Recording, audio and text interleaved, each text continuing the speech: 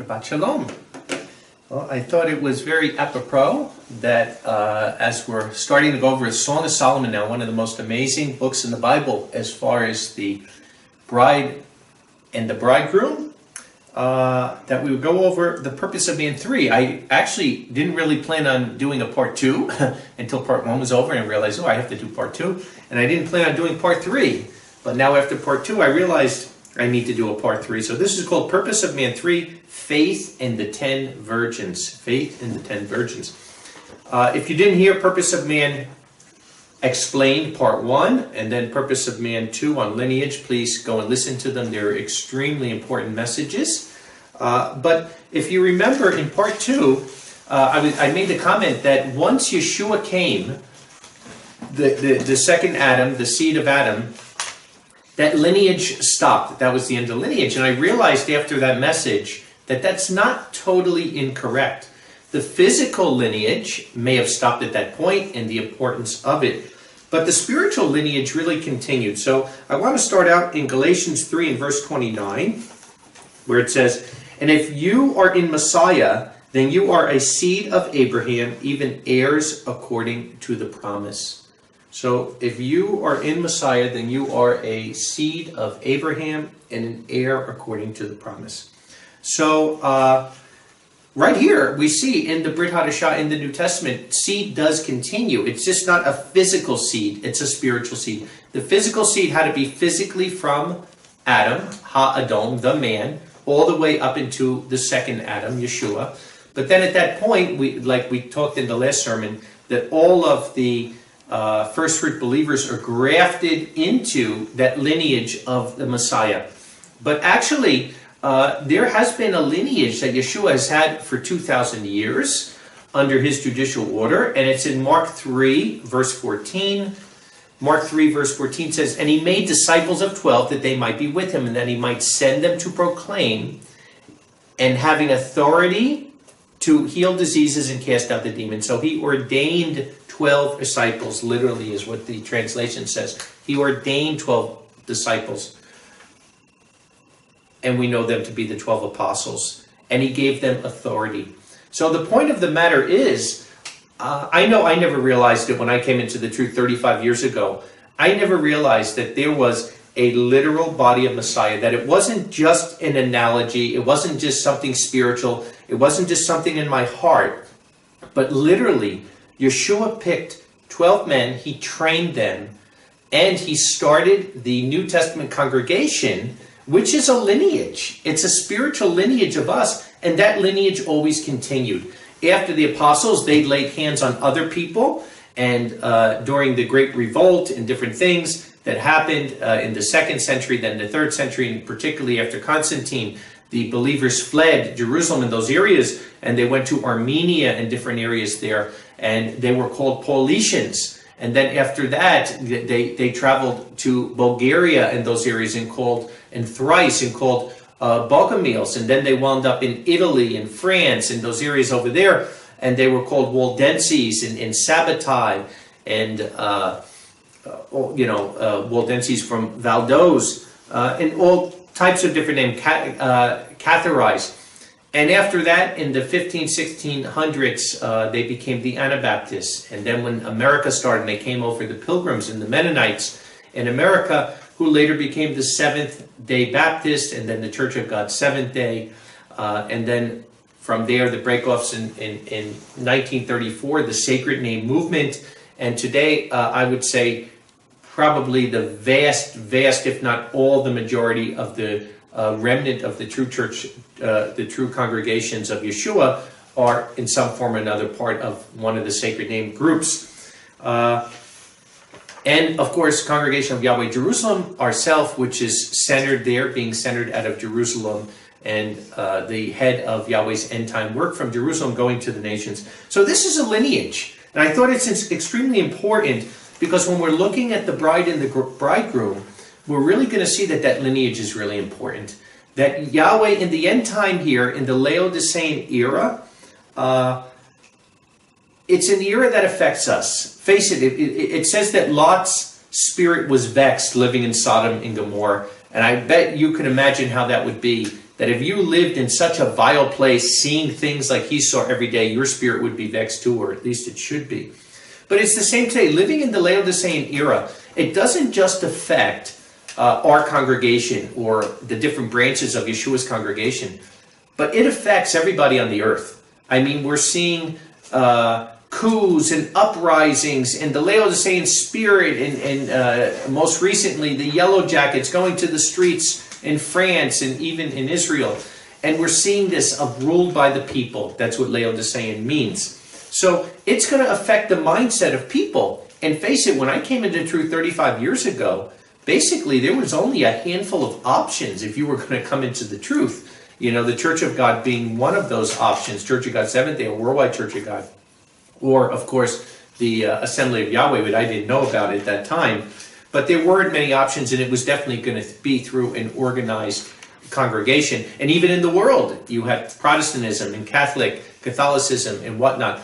But as the Laodicean era really crept in these last days, what we've seen is a removal of religion in all religions. Even in Judaism, this is happening. People going rogue, going on their own, going out and just starting congregation ministries, the ministries through the internet, all kinds of stuff that is not sanctioned by Yahweh, that only brings confusion, and it's all part of Satan trying to hide the true lineage of Yeshua, because he does have a true lineage. He tried to hide it when Yeshua was born by killing the babies with Herod. He tried to hide it with Moses with the same thing, with killing the babies in his day. And today he's trying to hide that lineage by bringing thousands upon thousands of all different rogue, fake religion all over the world in that way. So Hebrews 11:6, what does it say? Because this is part of faith, right? But without faith it is impossible to please Yahweh, for it is right that the one drawing near to Yahweh should believe that he is, and he's a rewarder of those who diligently seek him. And I think sometimes we just read past this, like, oh, of course, yeah, faith is we have to believe Yahweh is. But you want to know something? It's much more than that, because every time we have our mind opened by Yahweh's Spirit to something in his word, and we don't believe it, and it's not just, it's doing it. Like I say, years ago, I used to say, I believe in the Sabbath. I don't even like to say that anymore, I believe in the Sabbath. I say, I keep the Sabbath. Because, like we see in the book of Jacob, that faith without a deed is dead. So anybody could say they believe anything, but if you really believe it, you're going to stand up for it. And that's one of the things of the Wormbrand series that really showed me, is even though they may have not had all the right doctrine, and they were willing to die for their faith. They believed in something and they backed it up. And as true believers that do have the right doctrine and part of the right lineage, we need to back that up. So when we're not following this, when we're not believing what Yahweh says, we're not showing faith in him. And you know what? This is exactly what Adam and Eve did in the Garden of Eden. If we go to Genesis 2, Genesis 2 and verse 15. Genesis 2 and verse 15. What does Yahweh say? And Yahweh Elohim took the man and put him into the Garden of Eden to work it and to keep it. And Yahweh Elohim commanded the man, saying, Eating you may eat of every tree in the garden, but of the tree of the knowledge of good and evil you may not eat, for in the day that you eat of it, surely you will die. Now we see in Scripture there are many things in Scripture that bring the death penalty, right? Even Sabbath breaking. Sabbath breaking is a capital offense. We see that in Exodus 16. We see that adultery is a capital offense. Murder is a capital offense. Idolatry is a capital offense. Putting an Elohim before Yahweh. These are crimes that bring death. And yet, in the same way, a lot of times brethren will violate. Literally, there's brethren that sometimes will even work on the Sabbath. It's not a little thing, but they'll work on the Sabbath and violate it. And you know what that shows? It shows they don't believe Yahweh. Because nobody would do something if they really believed that they were going to die by doing it. But this was the sin of Adam and Eve, because look in chapter 3 now. he says very, very clearly that in the day you eat of it, you shall surely die. And then chapter 3, and the serpent was cunning, he's a snake, he's a conniver, above every beast of the field which Yahweh Elohim had made. And he said to the woman, is it not so that Elohim said, you shall not eat from every tree of the garden? That's what Satan does sometimes. It's the tree of the knowledge of good and evil, right? It's taking part of something that's true and mixing it with error and putting it together to deceive people. And the woman said to the serpent, of the fruit of the trees of the garden we may eat, but of the fruit of the tree in the middle of the garden, Elohim has said, you shall not eat, nor shall you touch it, lest you die. And the serpent said to the woman, surely you shall not die. And Elohim knows that in the day you eat of it, even your eyes will be open, and you will be as Elohim, knowing good and evil. And the woman saw that the tree was good for food, it was pleasant to the eyes, the tree was desirable to make one wise, and she took of the fruit and ate it, and she gave to her husband, and he ate it. So now, very, very clearly, when we look at this, right, what happens? Yahweh told them they'll die. The serpent told them, no, you will not die. And even more, not only won't you die, Yahweh doesn't want you to know this because he knows it's good for you. He knows you're going to be like him, and he doesn't want you to believe it. They believed the serpent instead of believing in Yahweh. And my question is, how many times are we doubting Yahweh in our life? How many times are we doubting him?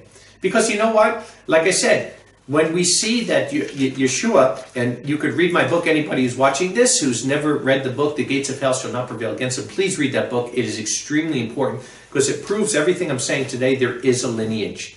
There is a lineage that goes from Yeshua and the apostles all the way up into today. And Yahweh kept that lineage there for one reason, so that we would have that today and we're not going to be deceived. That's the only reason Yahweh kept it there, so that people couldn't come and say, oh no, this isn't true. It is documented with more than 250 facts there, that are there, footnotes and facts. And do we believe Yahweh? Do we believe him when he says about not working on Shabbat? Do we believe him when he says about all these different things? When he who leaves his spouse and marries another commits adultery. And yet in Christianity, divorce and remarriage is higher than in the world. Do we believe it? And if not, we are committing the same sin that Adam and Eve committed here.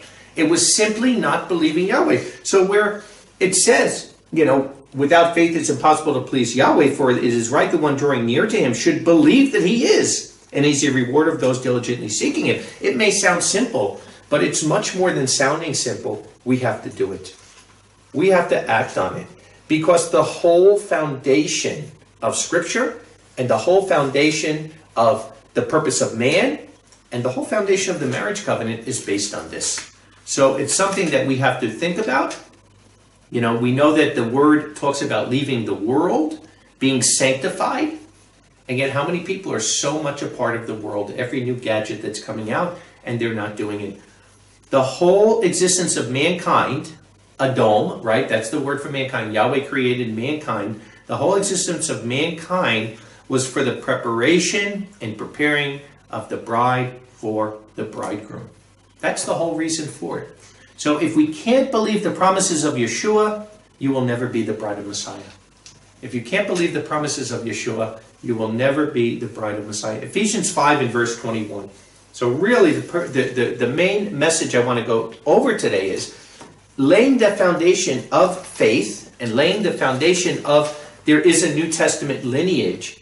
I really want to go over that New Testament lineage with the bride of Messiah, because that is what's important, because that's what's there from the Garden of Eden. And I'm going to prove it to you here in a minute. Ephesians 5 and verse 21. He says, submit yourself one to another in the love of Messiah. So this is all part of the judicial order we find everywhere in Scripture. Judicial order was that Yeshua ordained 12 apostles, who ordained others, who ordained others, who ordained others. And today, I am a remnant from that ordination that came from Yeshua, among many, many other elders and deacons that are in the congregation around the world. And we have to submit ourselves one to another. And like I always say with judicial order, it's voluntary and reciprocal. It's not forced. It's not dictatorship. It's a voluntary and reciprocal. It's the Spirit of Yahweh moving in our spirit, and we could never have the community movement, the kibbutz movement that we have today if people were not doing this. If they weren't surrendering their own wants, their own wills, their own desires, and not being selfishly motivated because they want to serve not only Yahweh and Yeshua, but all the other brothers and sisters in the body of Messiah. And like I always say, he who separates himself seeks his own desire. So the Laodicean is the one that's out there on his own. He's the one who's not submitting himself one to another. And then look, wives, submit yourself to your own husbands as to our master. Because a husband is the head of the wife, as Messiah is the head of the congregation, and he's the Savior of the body. He's the Savior of the body. That's important, remember that.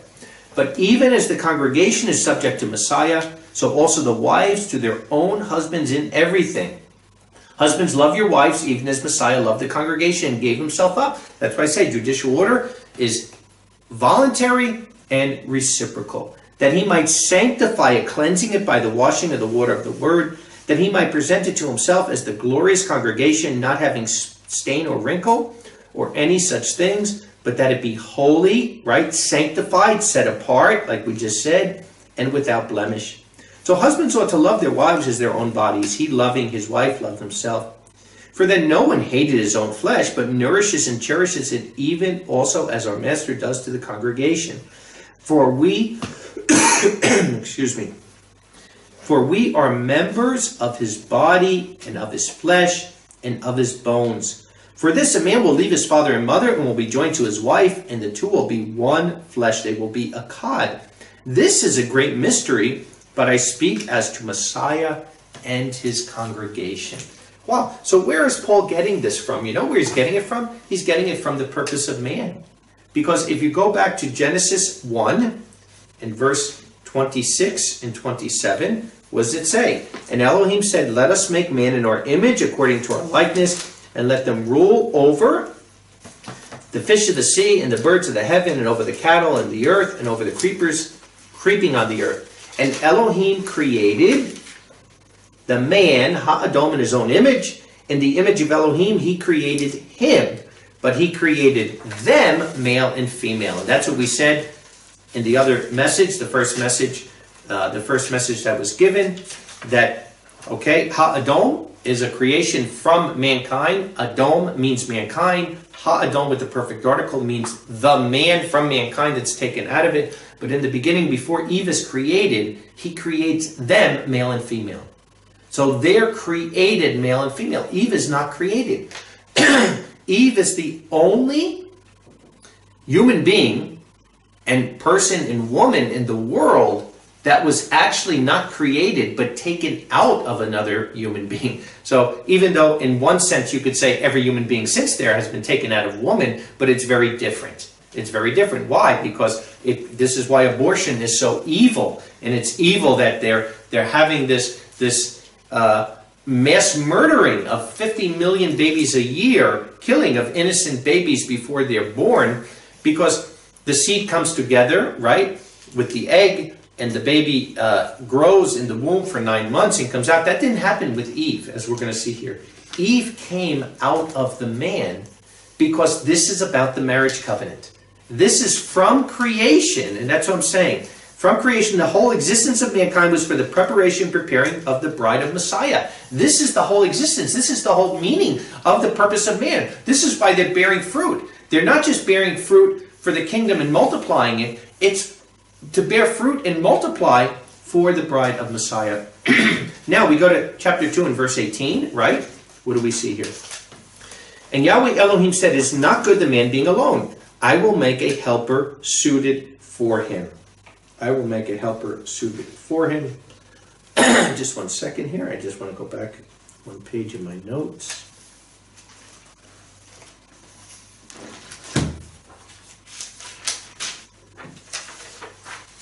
Okay. And Yahweh Elohim formed every animal of the field and every bird of the heaven out of the ground. And he brought them to the man to see what he would call it. And all which the man might call it, each living soul, that was its name. And the man called names to the cattle and the birds of the heaven, to every animal of the field. But for a man, no helper was suited for him. And I chuckle because it really is funny. You know, like Yahweh has a sense of humor.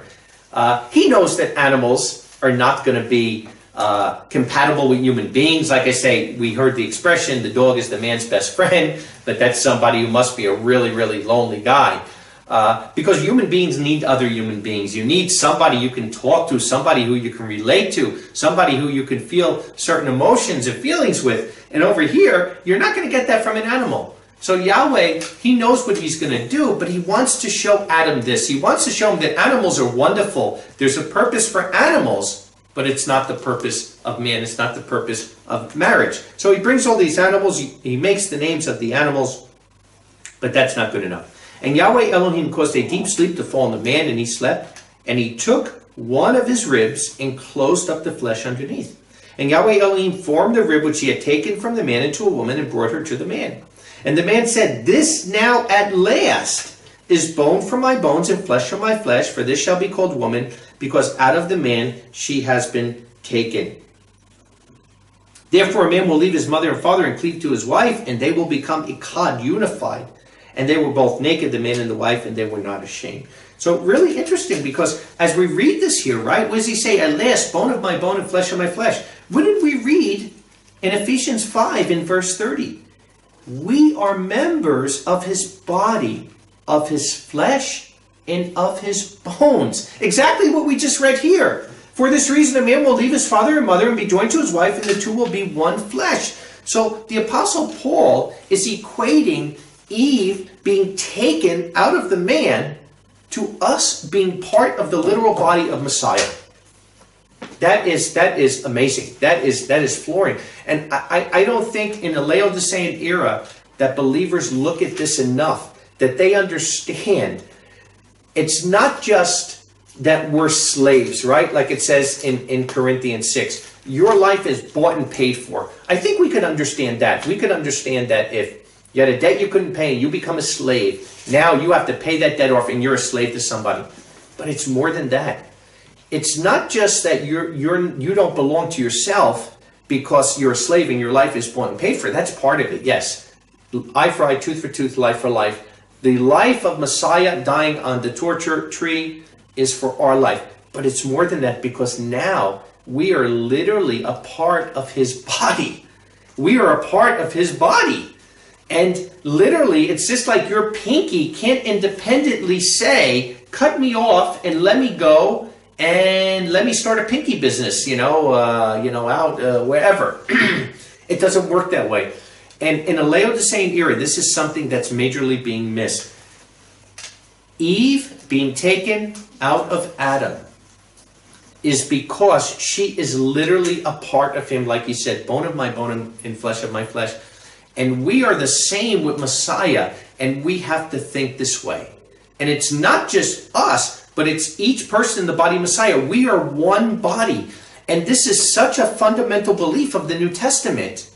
You wonder, how can Christians, Messianics, and unfortunately even some that leave the true faith, how could they miss this? You can only miss it if you have a Laodicean spirit. And like I said, Proverbs 18:1, he who separates himself seeks his own desire. There are not 1,000 congregations of Yeshua. That is evident. How could you go to somebody who's a Sunday keeper and show them 50 scriptures that Saturday is the Sabbath, which every one is true, and then try to tell him that Yeshua doesn't have one congregation, that there's 1,000 congregations or a million congregations like there are in Christianity? You've just lost every ounce of your credibility with that person, because the same amount of scriptures that I can read showing that Saturday is the Sabbath is the same amount of scriptures I can show that there's a judicial order and there's one congregation. So if Yahweh called me out of the world, he takes me out of my decrepit life and brings me to this and makes me one with Yeshua, makes me a literal pinky of his body, what would ever make me leave that? What on earth could ever make me leave that and just go on my own and want to start my own body? It's absolutely absurd, but we see that's not the way it is. So literally we see here, this is the great mystery of the new covenant. Not only that Yahweh sent his only son to die for the sins of mankind, Adam, but that out of mankind he would choose a remnant to become his bride and literal body of Messiah, to have a relationship with Yeshua like the Father has with him. And this is why only with Adam and Eve, they're the only two human beings in the history of the world where the woman was taken out of the man. And it's the same today. The analogy, like we see here in Ephesians 5, is that we are a literal part of that body, that we have to surrender our mind, our way of thinking. What we think is right and we think is wrong really doesn't matter. It's what Yahweh does. It's his judicial order. It's about surrendering ourselves to him, because we're so awesomely thankful that he called us out of the world and called us to his literal body. And then he wants to have a relationship with us the same as he has with his Father. He wants to have this intimate relationship with us as literally a part of his body, the same way that he has with the Father in heaven. How awesome. How awesome. And then the woman, for life, Hava, she was not created, but came out of the man and was literally a part of him. Out of the man, Ish is the word for man in Hebrew, beside Adom. And the word for the woman is Isha. So the Isha came out of the Ish to make example of the bride of Messiah as part of his very body. And like I said, in the times we're living in, the Laodiceans are missing this. And never in a million years will you ever be able to explain it to them. Because even the simple fact of, and I've taught this for years, in marriage, of being a cod, that literally you can be a cod. You can be a cod with another human being. You could be in total mind, in total purpose, in total unity, the way the Father is with the Son. If the people surrender to each other, it can be. And I've had people just look at me strange and say, that's why they can't understand that Yahweh and Yeshua are two different beings. They just can't understand it. Because in their mind, there's no way that two beings, even if it's Yahweh and Yeshua, can ever be in unity. It will never work. And yet in the history of the world, trillions and billions and zillions of years, Yahweh and Yeshua have never ever had an argument. They've never had a contrary thought because they've surrendered themselves to each other. But if you have a Laodicean mindset, all you want is you. All you want is what you're thinking. And you're not going to surrender yourself to anyone. And you know what? If it doesn't go your way, if you don't like it, no matter what it is, it could be the calendar, it could be this, it could be that, it can be over something ridiculous like coffee or tea. If things aren't going your way or the time services start, I'm going on my own. And you know what? When people do that, they go on their own. And we cannot allow this to be normal for us that are part of the true remnant and true bride of Messiah. Let Yahweh do the judging, but we can't think in our mind that this is normal. Because it's not normal. There is one body, there is one bride. 1 Corinthians 12 in verse 7. Because what a gift that Yeshua is giving us. What a gift to call us out, to open up our mind, to understand this. And like I said, for the first time, at least in my lifetime, as a believer in 35 years, I see it working.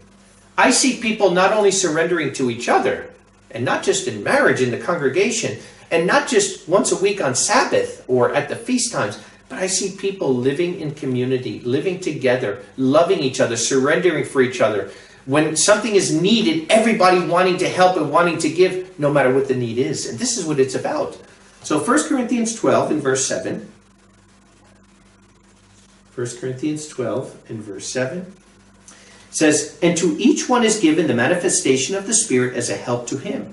For through the Spirit is given to one a word of wisdom, and to another a word of knowledge according to the same Spirit, and to another faith by the same Spirit, right? It's a gift of Yahweh. You have to ask him for it.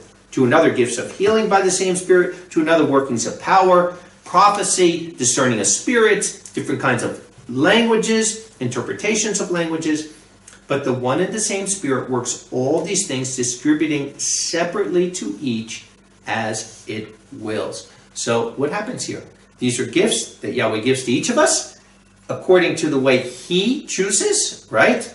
But that's the way he does it. And then verse 12, even as the body is one, but has many members, but all the members of the one body being many are one body, so is Messiah. Here's the New Testament lineage. This is literally our lineage.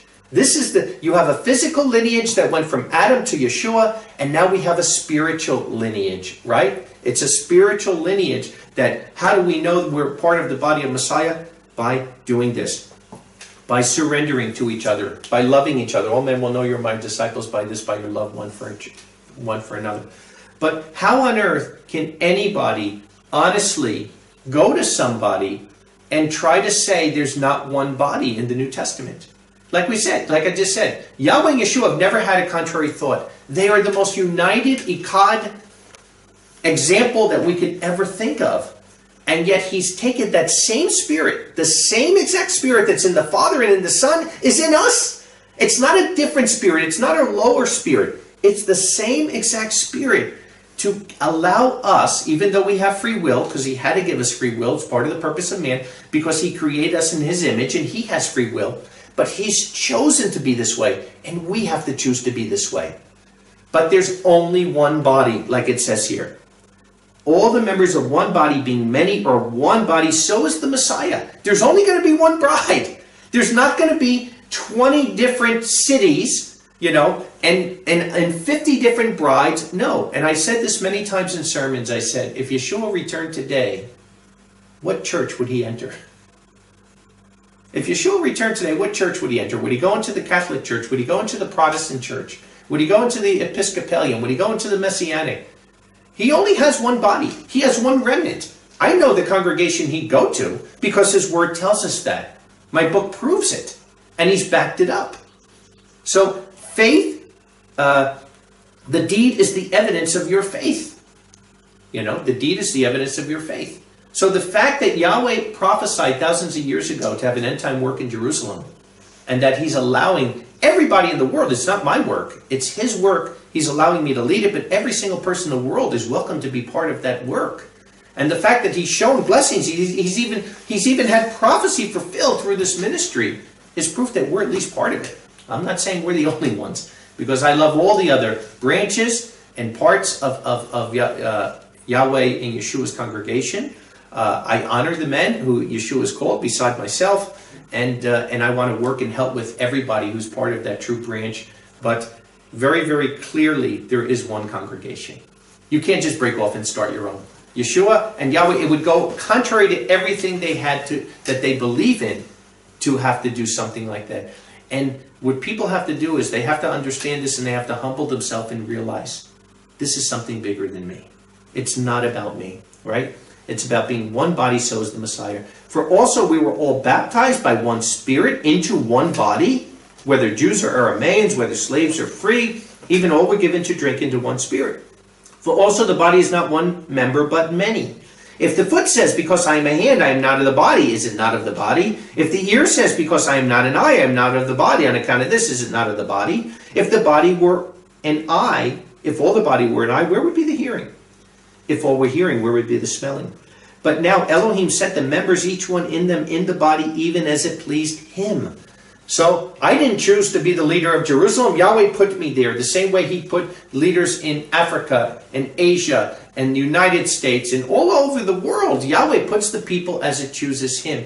And when we rebel against the set leadership that Yahweh puts, we're not rebelling against man, we're rebelling against Yahweh. We see, I'm not going to go there, but we see it very clear with Moses in Exodus 16, in Numbers 16, when they came. And they came to fight against Moses. Unbelievable. Telling Moses, you take too much for yourself, Moses. We're equal with you. And people wanted to break off from Moses. Moses himself, the same with Yeshua. We had the same thing when he was alive. But verse 18, but now Elohim set the members, each one of them, in the body as it pleased him. So wherever we are in the body, and you know what, I've said this, and I say it from the bottom of my heart. If I'm a toilet cleaner in the kingdom, I will do it with my heart, my mind, my soul, and my strength. I will get that brush and I will shine that toilet as best as possible. Any job that Yahweh wants me to do, I am happy with it. And I would never in a million years ever rebel against something that he's given me and against people that he's put in there. We see it with King David and King Saul. Wow, you can't get a more arrogant, prideful, rebellious person than King Saul. And yet what did David say? He didn't say, I'm going to go out and start my own country. I'm going to start my own congregation. He said, no, I will not fight against Yahweh's anointed. If this man will be removed, let Yahweh remove him. But if all were one member, where would the body be? But now indeed, many are the members, but it is one body. It is one body. And you know, I see something that's happening in the last 5, 6, 7 years across what I guess people call the Sacred Name movement in the Sacred Name congregations, where I see a lot of these men looking to work together.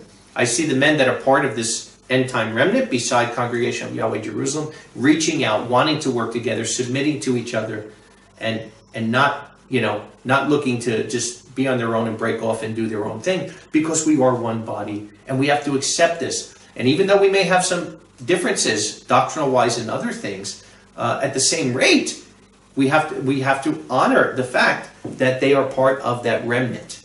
And you can't make yourself part of the remnant. We have other people. I've had people that were Baptist pastors, Pentecostal pastors, and they come into the truth. And then they think they can go from a Pentecostal or Baptist pastor one day and just walk and start being a pastor of Yeshua the next day. It doesn't work that way. It doesn't work that way. There's ordination, there's training, and there's submission and learning. You know, there's a reason why Yeshua spent almost more than 2 years training those apostles. If it was just to die for the penalty of sins, he could have did that in, like we said, 3 days, 3 nights. But he stayed because he had to train the people. And there's a judicial order that comes there that has to go by.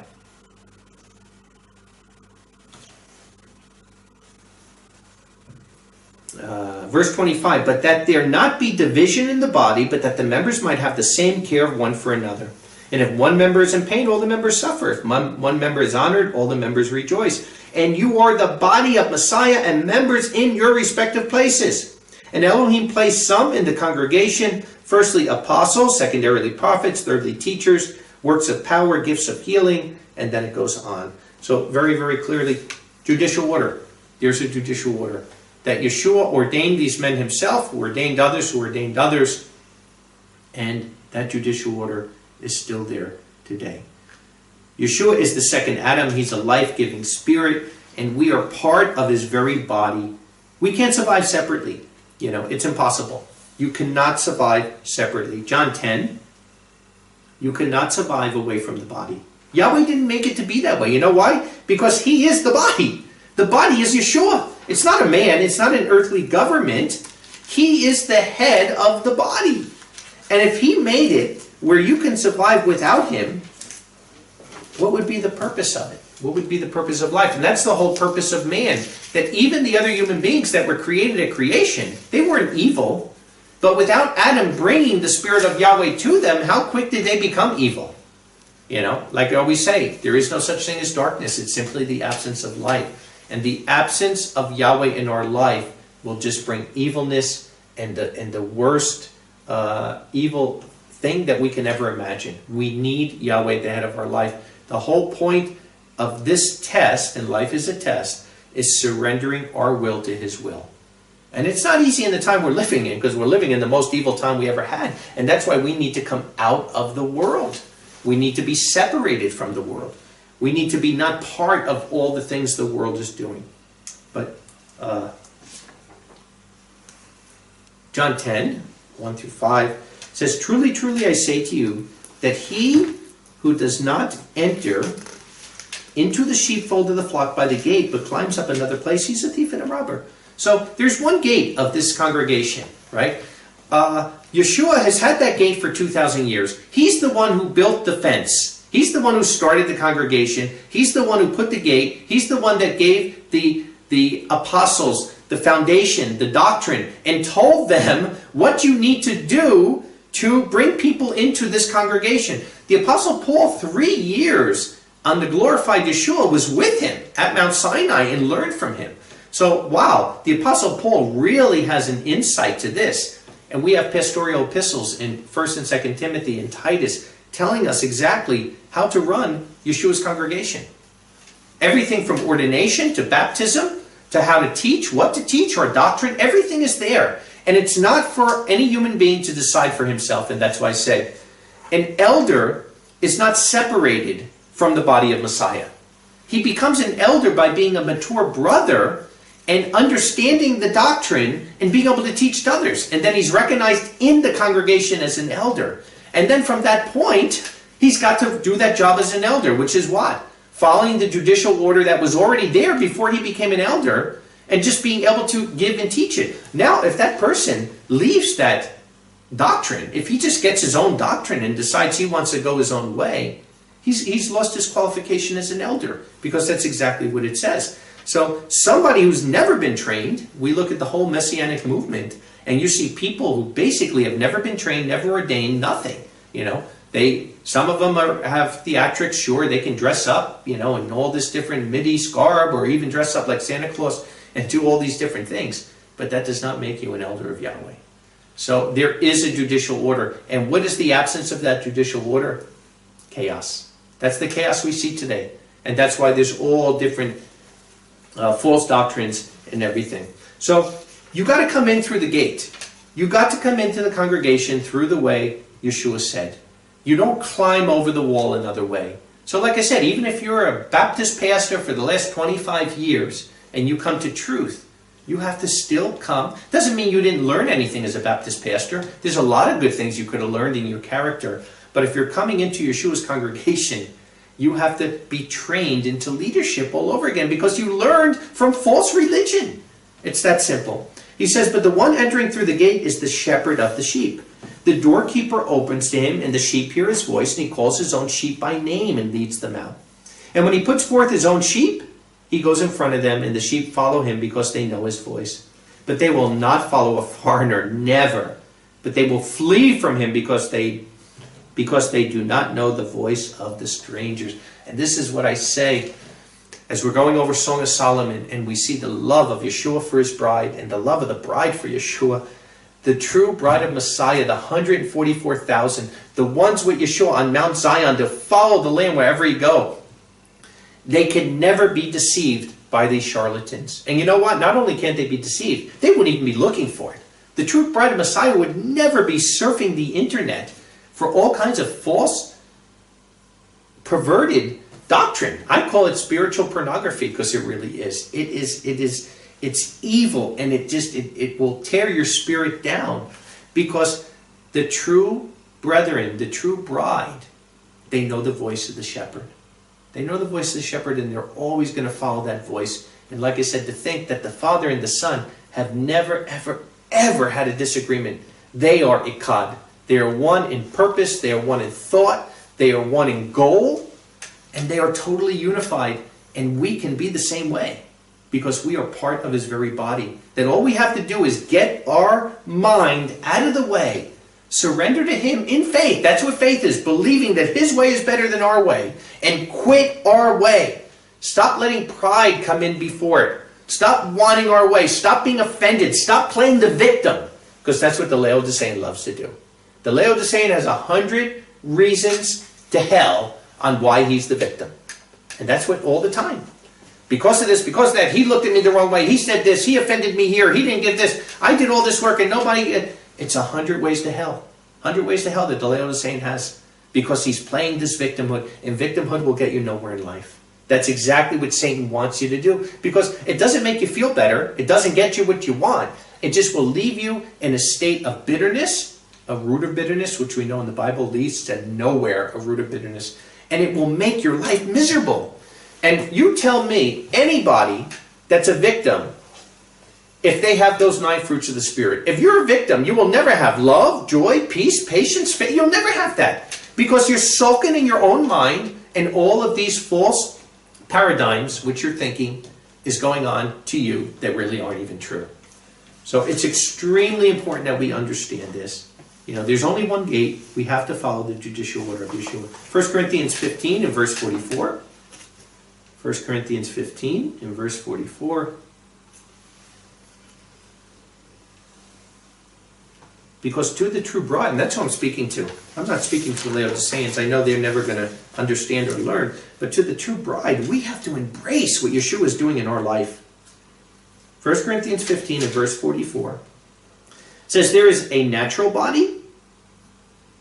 It is raised a spiritual body. There is a natural body. There is a spiritual body, right? There was a physical lineage from Adam to Yeshua, and now there's a spiritual lineage. So also it has been written, the first man, Adam, became a living soul. The last Adam, a life-giving spirit. Adam became a living soul. Adam sucked the life out of himself, his family, and all of mankind by his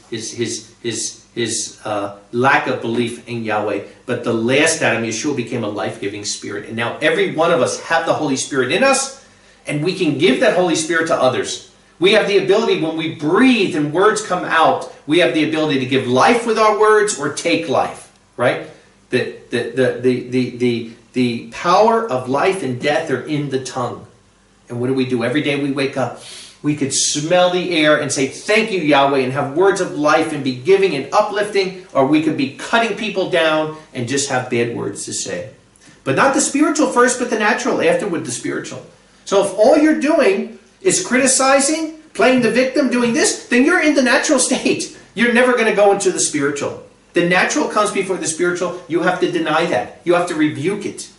The first man was out of the earth, earthly. The second man was the master Yahweh out of the heaven. As is the earthly man, such are the earthly ones. As is the heavenly man, such are the heavenly ones. And as we bore the image of the earthly, we shall bear the likeness of the heavenly, right? We bore the image. We look like Adam, right? We have hands, and we have a nose, and we have ears, and we have a mouth. And we sinned in his likeness like he did. We failed in faith like he did. But now we have to bear the likeness of the heavenly. We have to look at Yeshua, who even though he was reviled, he never reviled back. Even though he was spit upon and mocked, he said, Father, forgive them, for they know not what they do. And the example that he taught us, to even love our enemies. Doesn't mean we support our enemies. It doesn't mean we condone our enemies. But how do we love our enemies? By not doing the same thing back to them.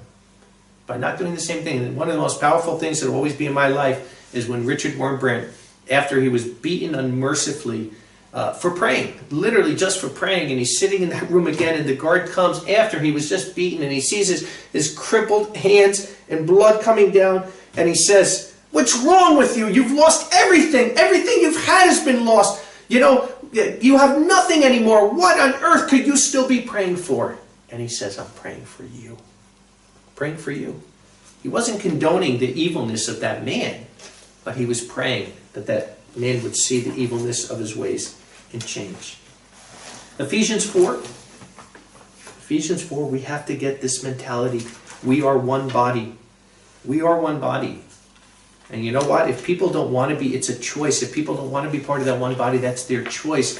But we have to, bad communications ruin good habits. And you can't allow the world around you to affect your mindset.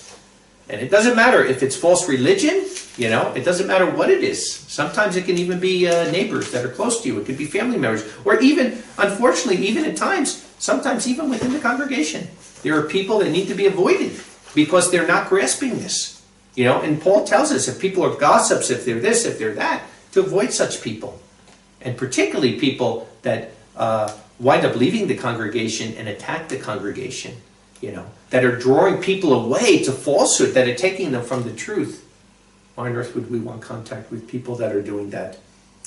I, the prisoner of our master, exhort you to walk worthily of the calling of which you were called, with all humility and meekness, with long suffering, bearing with one another.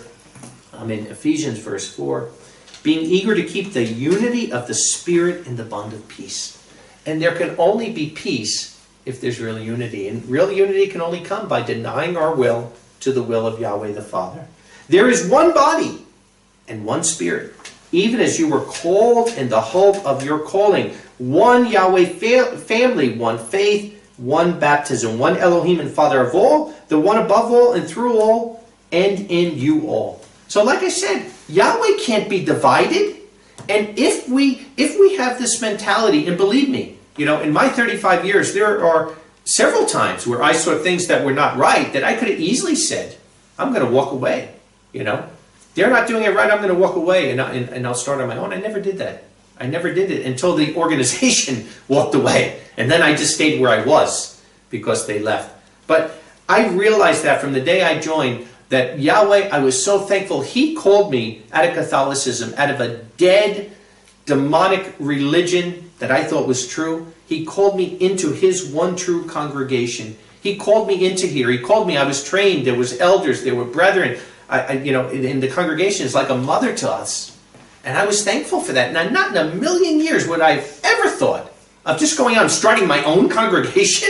There's one congregation. The same way as there's one name in heaven and earth where men can be saved. There's not 2 names, 5 names, 10 names, 20 names. And isn't it very interesting that when people forget this, when they stop believing there's one body and one congregation and one Yahweh family, and they go on their own, what happens next? What happens next? They lose the Sabbath day a lot of times, right? This rotating Sabbath, where does it come from? Or the Sabbath starting at sunrise or starting at sunset. You know how many people that were part of Church of God, the very foundation of the true congregation in our time, that in the end wound up believing in a sunrise Sabbath or a rotating Sabbath. Stop using the name Yeshua or Yahweh or both. Stop with the proper calendar. And believe it or not, the end, a lot of them even start believing that the earth is flat. That's how deceived a lot of these people can become. You may laugh at it, but it really isn't funny. It's not funny because every single person that believes the world is flat is a false witness. They are bearing false witness, because I know brethren that have been in the Navy, that are airplane pilots. My own dad, who went in a ship from Washington State over to Korea, and he didn't fall off the end of the earth. He got there. So he went from the west and wound up in the east. The earth is not flat. And I believe him. And I believe the millions of brethren that worked in NASA, that worked as airplane pilots, that firsthand can tell you, definitely the world is not flat. And I never saw one witness that said, oh no, Don, I've been there at the end. I saw it. I almost fell over and looked over. And this is what happens. People get so deceived when they leave the true body of Messiah, when they go out on their own. And it may not be on day one, but give it a little time, like I always say. Without judicial order, give it a few weeks, a few months, a few years, and 100% of the time, I have not seen a congregation ever stay to the truth. Ever. Because you can't. You can't leave the one body of Messiah and think you're going to hold on to the truth, because it's the Holy Spirit that's opening up your mind to the truth. And when you leave, you are quenching that spirit, and quenching that spirit until the point, if you do it long enough, you'll commit the unpardonable sin. You'll never come back to the truth. You'll never come back to the truth. And you'll forget the very reason you even came in the congregation. Yahweh can open up your mind to his end time work, the tabernacle of David, Israel being a nation, and all these things, and all of a sudden, you'll forget it. I've seen people that claimed they loved Israel. They would come to the feast every year, leave the congregation, never come back to Israel in 10 years, 15 years. Ever. I'm not Israel. I'm not the one who redeemed Israel in the end time. I'm just a voice in the wilderness that Yahweh has given to share his truth with the people. But very clearly, there's one body, one spirit, one Yahweh family, one Elohim. But to each of us he has given grace according to the measure of the gift of Messiah. And then he goes on here, and it says,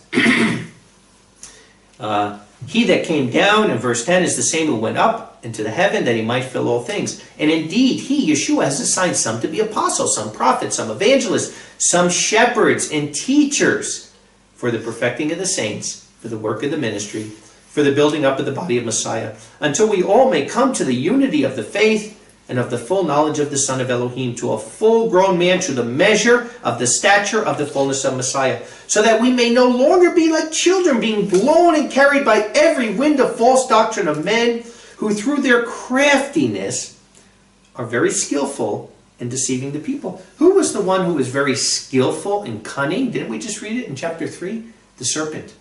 And these people, some may not understand they're following Satan, some may do, but they are. But speaking the truth in love, we may grow up unto him in all things, who is the head, the Messiah. It is through him that the whole body is closely framed together and united at all joints. Believe me when I say it, Yeshua does not have a divided body. And I could say that firsthand. I see it. I see it. I travel around the world. I'm getting ready to go to Africa again. I think this will be about the 12th trip to Africa. And I see the brethren wanting to serve that surrender to be part of that one work that Yahweh is doing. It is through him that the whole body is closely joined together and united all joints according to the gift that is imparted by measure to each member for the guidance and control of the body in order to complete the edifying of the body in love. Therefore I say this and testify in the Master that you no longer walk even as also the rest of the nations walk in vanity of their mind. And it's very sad to me that people that had the truth, like I said, that were part of the true remnant, that fall away into some of these heresies.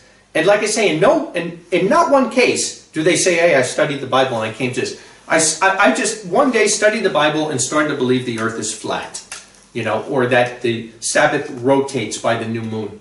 It doesn't. Where it comes from, it's like it says here, it comes from the world. And look what he says, I just read in verse 17. Therefore I say to you and testify in the Master that you no longer walk even as the rest of the nations walk in the vanity of their mind. We have to come out of the world. We should not be looking toward the internet for our knowledge. It's the tree of the knowledge of good and evil, and there's a lot more evil than good. We need to be looking to the tree of life, the scriptures, the elders that Yahweh's opened up their mind to share these things with us. The things that I teach, I'm not thinking of these things. I'm studying my Bible, and as I'm studying, the words are being glowed like the Uman and the Thuman, and Yahweh is showing me and then taking me to another scripture and another scripture. And he's giving me these messages to bring to his people, because now we are in that last phase. Yeshua, the bridegroom, is coming out of his chamber, and he's coming for the bride. And like we were saying in the Song of Solomon, we're not ready yet, but we will be ready if you read the whole book. But we got to go to the wilderness. We have to go to the wilderness, and we have to get rid of our own free will. We have to get rid of our own selfishness, our own pride, and that's the only way it's going to happen. And we can't allow the world around us that's not going to the wilderness to affect us. And that's why we have to sanctify ourselves. What does sanctify mean? It's simply setting ourselves apart. The same way that we set apart Sabbath, Saturday, from the other 6 days of the week, and the same way we set apart the Passover from the other days of the year, we have to set apart sometimes, where we live, the people we have contact with. Bad communications ruin good habits. The things we do, what we're watching, the internet, we're surfing, all these things have to be taken into account. The kingdom is a reality, but like I always say, it's also a mentality. The kingdom is a reality, but also a mentality. Every thought, action must be toward doing the will of Yahweh and not our own will. He does have a body that Yeshua set up 2,000 years ago, and he's called us to be a part, a pinky or a toe to that one body. We can't let pride or victimhood stop us from being a cod and submitting to the body. I'm not going to go there in 1 Corinthians 6, but Paul says, about why not just be wronged? That brethren at that time were even taking each other to court. And he says, why not just be wrong? You can't play the victim. You can't allow victimhood, because it will destroy your life. Because, like I said, you got to realize the kingdom of Yahweh is bigger than me. It's bigger than all of us. And I can't let something personal or personal feelings affect the work of Yahweh. And sometimes that's how we grow. Sometimes that's the way Yahweh's teaching us. Because something will happen in our life, and maybe somebody did wrong us or something happened. But it is a freedom to forgive. It's a freedom to allow that stuff to be released and to let the work of Yahweh move on. And it's bondage to hold on to it. That's where the root of bitterness comes in. The root of bitterness is about the worst thing. It hurts you way more than the other person. Because I've seen many, many times where the person holding the root of bitterness, the other person has repented and has changed and has moved on. And the person who's playing the victim, they haven't. And the root of bitterness will destroy their life. John the 15th chapter. John the 15th chapter. We are one body, and we have to understand that. And the same way, like I said, the same way that Yahweh took Eve, out of Adam, is the same way in Ephesians 5 and verse 30 that the Apostle Paul says Yeshua is to us. That we are part of his very body. Part of his very body. John 15.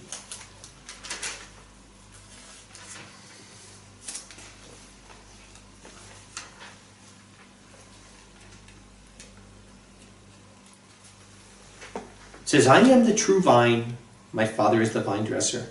Every branch in me not bearing fruit he takes away, and each one bearing fruit he prunes, so it may bear more fruit. You are already pruned because of the word which I have spoken to you. Remain in me and I in you, as the branch is not able to bear fruit of itself, unless it remain in the vine. So neither can you unless you remain in me. I am the vine, you are the branches. Whoever abides in me and I in him, this man will produce plentiful fruit, because without me you are not able to do anything. Unless one remains in me, he is cast out as the branch and is dried up, and they gather and throw them into a fire, and they are burned. If you remain in me and my word remains in you, whatever you desire, you will ask, and it will happen to you. In this my Father is glorified, that you should bear much fruit, and you will be disciples of me. So does it sound here that we can just go off and start our own? You see it out in the world today, in the Messianic movement, so-and-so ministries, Bill Smith Ministries, all this stuff. Selling tapes, selling DVDs, selling all this stuff. No, of course not. Unless we remain in him. There's one body, one Yahweh family. And unless we surrender ourselves into that, like he says, we'll wither.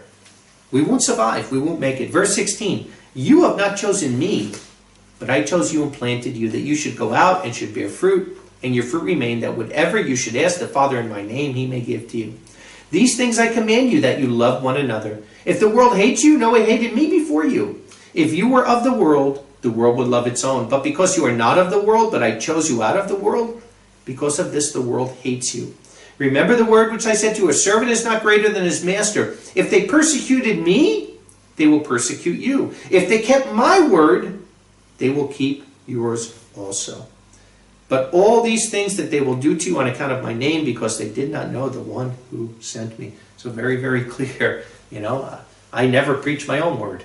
I preach the word of Yahweh. I preach the word that was given to me for the last 2,000 years. And if people reject my word, they're rejecting the word of Yahweh. If they're rejecting the word that Yahweh is giving from his word, they're rejecting him. And if they're rejecting him, they're rejecting Yeshua, like he says. He can't send a delegation. He can't send somebody in his name and you reject that person and say you're not rejecting him. We even see that in the parable of the vineyard, like we were reading last night. The same thing.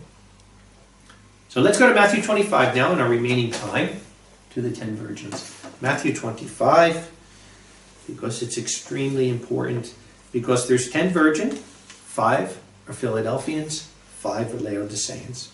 It says, then the kingdom of heaven shall be compared to 10 virgins, who taking their lamps went out to a meeting of the bride and the bridegroom.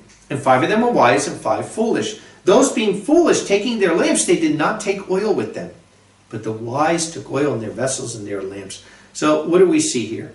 We see that this is the end time, and the Laodicean doesn't see it. The Laodicean does not see that he needs oil in his lamp. He doesn't see that his lamps are going out. Why? Because the Laodicean thinks he's rich and increased with goods and need of nothing. He doesn't need anything. So the Laodicean doesn't see his decrepit state. And that's why he doesn't see the need to get oil. But what does the bride see? The bride sees, we're not ready. We're not ready. We may be growing, we may be getting there, but we're not ready. I need to get some more oil. I need to be studying. I need to be praying. I need to be fasting. I need to be meditating. I got to stay close to that trunk of the tree. I got to stay close to Yeshua. I got to make sure that I got enough oil in my lamp. That's the Philadelphian. The Laodicean is not seeing the same thing there, though. He's too self-focused on his own wants, his selfish attitude, his self-seeking, Facebook selfies. And all religions are breaking apart due to Laodicean attitude. Like I said, it's not just in Yeshua's congregations, it's the whole world. It's a Laodicean world that we are living in. Self-consumed pride and victimhood. Everything is victimhood. Everything is all being the victim. But we got to come out. Now the 5 Philadelphians, they went back to the old paths.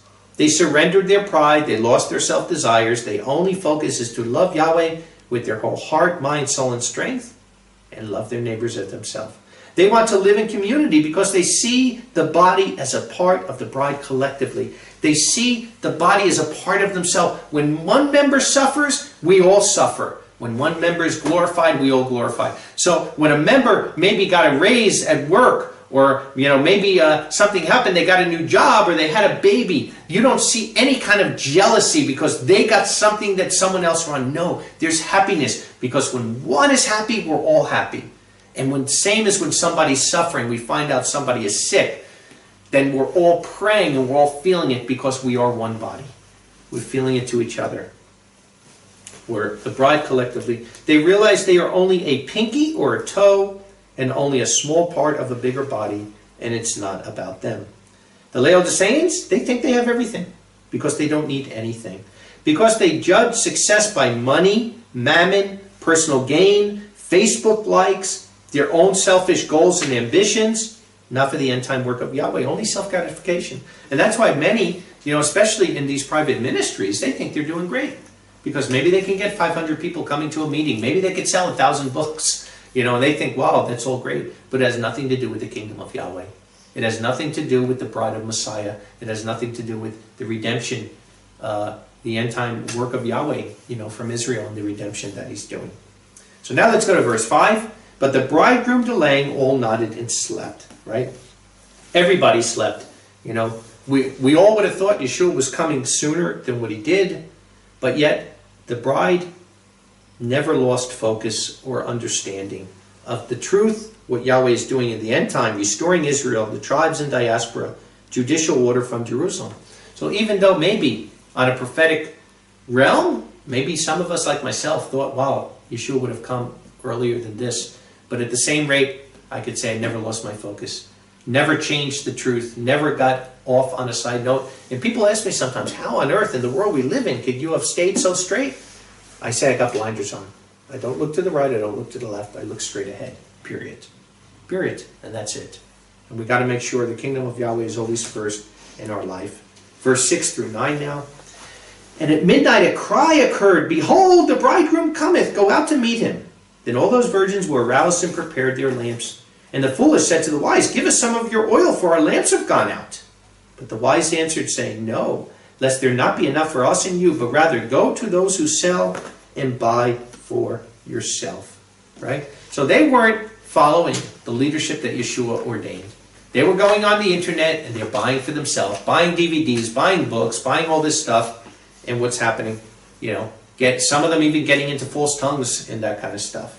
But some of them lost the true Sabbath, the name of Yahweh and Yeshua, the wrong Passover day. And I could tell you, and you could read it in my book, for 2,000 years, the remnant of Yeshua have always kept the Passover on the 14th day of the first month.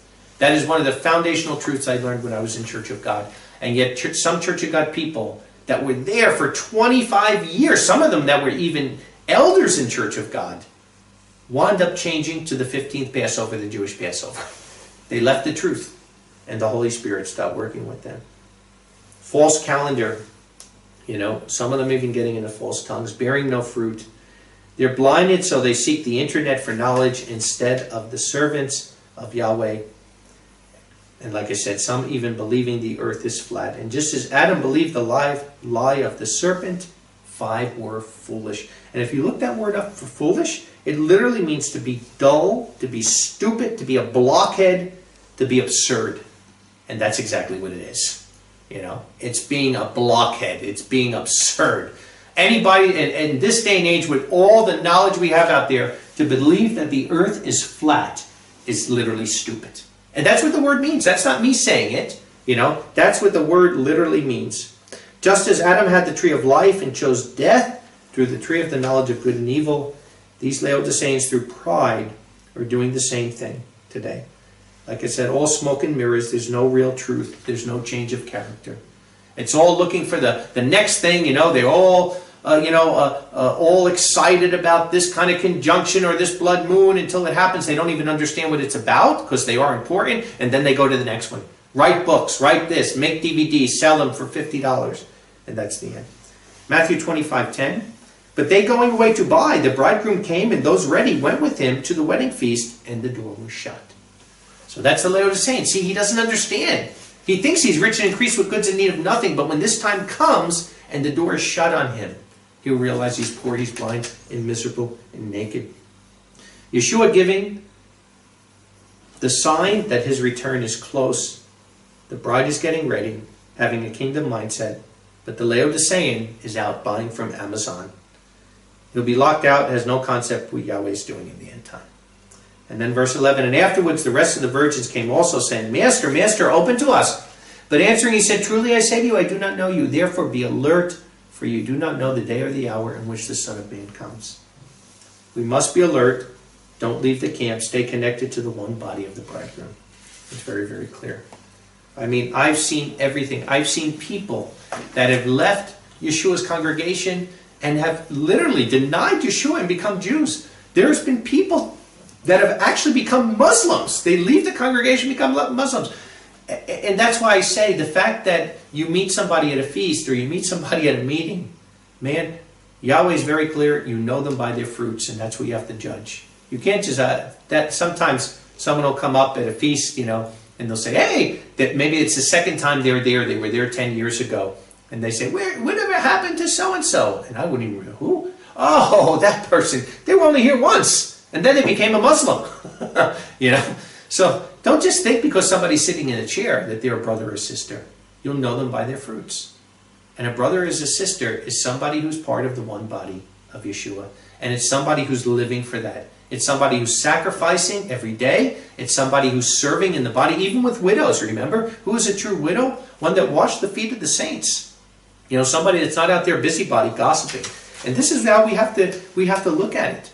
Because in the time that we're in now, where Yeshua does have a body, and he's revealing this to us, that just like Eve coming out of Adam, we are part of his very body, bone of his bone and flesh of his flesh. And we can literally get his mind, but you can't have two minds. You've got to get rid of your own.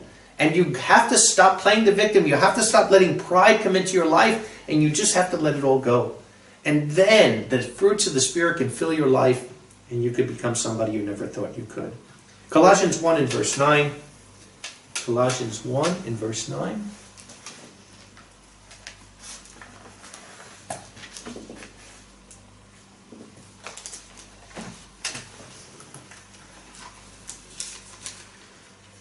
Says, for this cause also, from the day in which we heard, we do not cease praying on your behalf and asking that you may be filled with the full knowledge of the will of Elohim in all wisdom and spiritual understanding, that you may live a righteous life, pleasing to Elohim and bearing fruit in every good work, growing into the full knowledge of Elohim. Like I said, faith is known by your deeds. Faith without deeds is dead.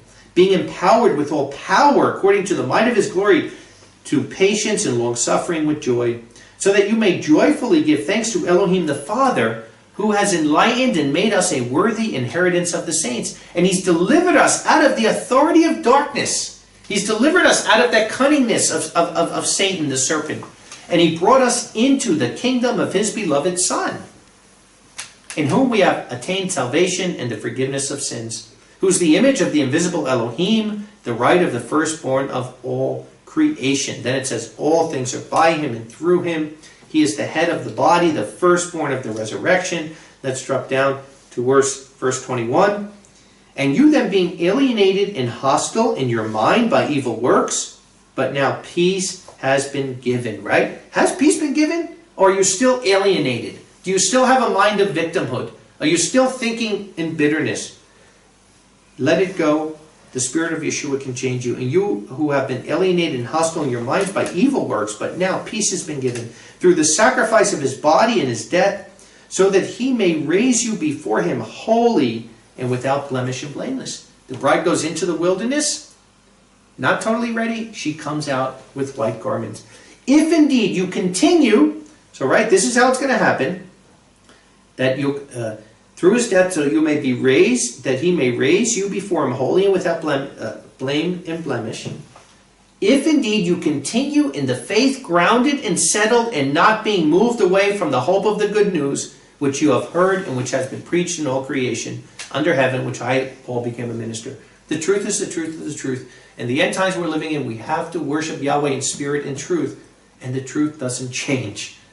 So when you find out that the seventh day of the week is the Sabbath day, and in just about every language, or many languages, whether it's Italian or Spanish, you know, all Sabado, and even Greek, Saturday is the Sabbath day, and that doesn't change, period. So that's what he's saying, to hold on to the hope of all the things you learned. And now rejoice in my sufferings on your behalf, and fill up in my flesh the things lacking of the afflictions of Messiah on behalf of his body, which is the congregation. And that's the biggest thing to come out of this sermon, that we as the congregations are his very body. And are we giving him glory by the things we're doing as a pinky or as a toe or as an earlobe or whatever part of that body we are? Are we giving him glory in all these things? Are we filling up the afflictions of him? Because we're called to a persecuted body. And we don't give back reviling for reviling. We don't give back evil for evil. But we even love our neighbor as ourselves. Of which I became a minister according to the stewardship of Elohim given to me for you to preach the word of Elohim everywhere. Even the mystery having been hidden from the ages and from the generations, but now is revealed to the saints. And what is that mystery? To whom Elohim willed to make known what are the riches of the glory of this mystery among the nations, which is Messiah in you, the hope of glory. One body, Yeshua the head. He is living in us. Him we preach, warning every man and teaching every man in all wisdom, that we may cause every man to become perfect in Messiah Yeshua. And to this end I also labor, struggling according to the working of him who works in me in power. Wow. Wow. How awesome. Let's go to Colossians 3. Got to go quick here. We're just about out of time. Colossians 3. It says, if then you were raised with Messiah, seek the things above, where Messiah is sitting at the right hand of Yahweh. Set your mind on the things above, not on the things of the earth. For you died, and your life has been hidden with Messiah in Elohim.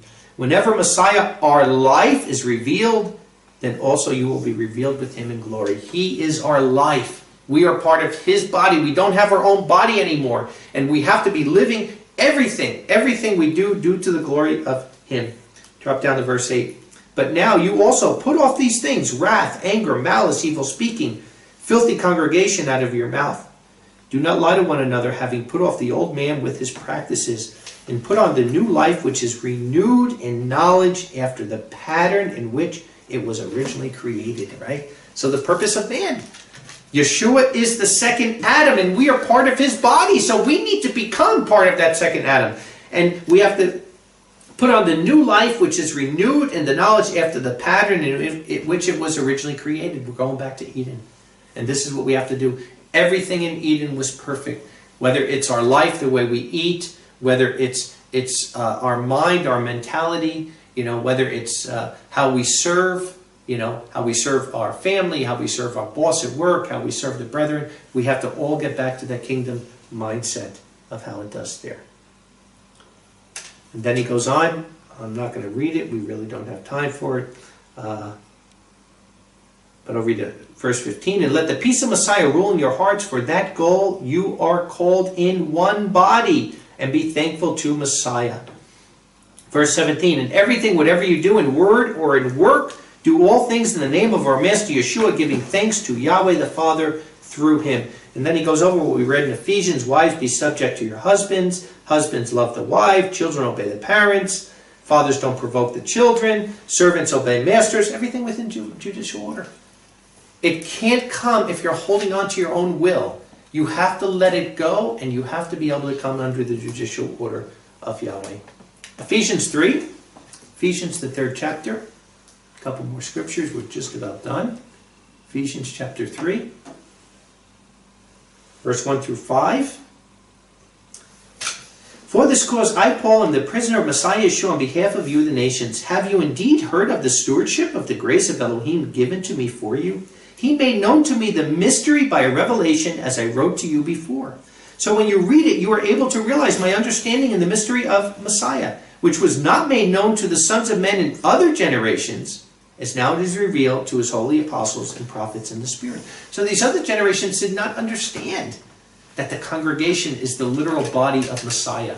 In the same way that Eve literally came out of Adam for that reason, that we are part of his very body, bone of his bone, flesh of his flesh. Drop down to verse 10.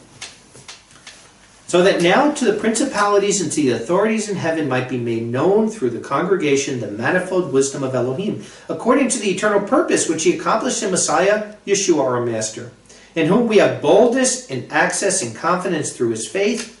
Therefore I ask you not to faint at my troubles on your behalf, which is your glory. For this reason I bow my knee to the Father of our Master Yeshua Messiah, of whom every family in heaven and earth is named, right? That's why we're the congregation of Yahweh. That he may give you according to the riches of his glory by the power to become mighty in the inward man through his Spirit. That through faith Messiah may dwell in your hearts, having been rooted and founded in love, that you may be given strength to grasp with all the saints what is the breadth and length and depth and height, and to know the surpassing knowledge and the love of Messiah, that you may be filled to the fullness of Elohim. In verse 21, to him be the glory in his congregation in Messiah Yeshua throughout all generations forever and ever. Amen. So we are part of that very body, the same as the apostles were, and the Paulicians, and the Waldenses, and the Anabaptists. And as we know from the history, many of them, though, did turn away. Many of them did turn away. Last scripture, Ephesians 1 in verse 15. Ephesians 1 in verse 15. Because of this hearing of your faith in our Master Yeshua Messiah and your love toward all the saints, I also do not cease giving thanks on your behalf and making mention of you in my prayers, that the Elohim of our Master Yeshua Messiah, the Father of glory, may give to you a spirit of wisdom and revelation in the full knowledge of him, the eyes of your mind having been enlightened, for you to know what is the hope of his calling, and what are the riches of the glory of his inheritance in the saints, and what is the surpassing greatness of his power toward us, the ones believing according to the working of his mighty strength, which he worked in Messiah in raising him from the dead, and he seated him at his own right hand in heaven, the Father and the Son, two separate beings, far above all cherubs and authority and power and dominion, and every name having been named, not only in this age, but also in the coming age. And he put all things under his feet, and he gave him to be head over all things to the congregation, which is his body, the fullness of the one filling all things and everything. So the congregation is the very body of Messiah, Yeshua being the head. There is one physical family Yahweh called out in the first covenant, which was Israel. And in the new covenant, there's one congregation, one baptism, one name of the Savior where men can be saved, one truth, and we're either part of it or we're not part of it. The true congregations always had true Sabbath, holy days, Passover, and all the judicial order that is there. And now, as we're getting ready to go to the wilderness, there's the Laodiceans, the 5 unwise virgins, foolish virgins, and there are the Philadelphians, the 5 wise. And Yeshua he's stirring up the spirit of his people in these end times because he wants us to work on getting right. He wants us to lose all pride. He wants us to be able to surrender our will to his will so that he can work in our life, so that those 9 fruits of the Spirit can be manifested. And all disciples will know you by this, the love you have one for another, that we are all part of that one body. And by being in community and Yahweh opening these things up, his people are learning that. We're learning that we are connected to each other. And like I said, as one suffers, we all suffer. As one is blessed, we're all blessed. But we're all part of that one body. And Yahweh has put us in that body where it pleased him. And we have to be thankful for him for all the things. And we have to have faith that wherever we are in life, whatever we're going through, that all things work for the good, and Yahweh put us there. So the purpose of man 3, faith, and the 10 virgins. Praise Yahweh. Shabbat Shalom.